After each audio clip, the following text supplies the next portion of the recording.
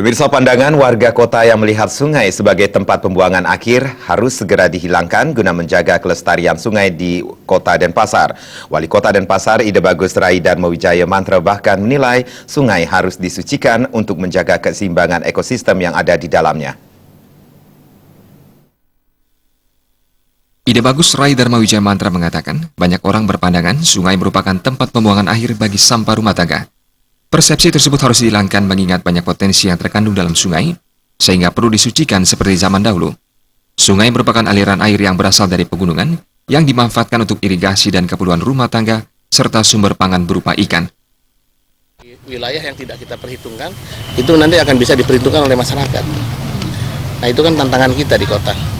Yang tadinya sungai kan nggak diperhitungkan, tapi kalau secara real, secara budaya Bali, secara agama, sungai itu harus kita sucikan. Karena banyak hal-hal yang memang berasal dari sungai kita itu. Nah ini, saya ingin mengembalikan itu sekarang. Nah selain itu, faktor yang utama ya, 5 dampak itu kita harus dapat nanti. Ekonominya dapat, sportnya dapat, rekreasinya dapat, konservasi airnya dapat, penghijauannya pun juga dapat.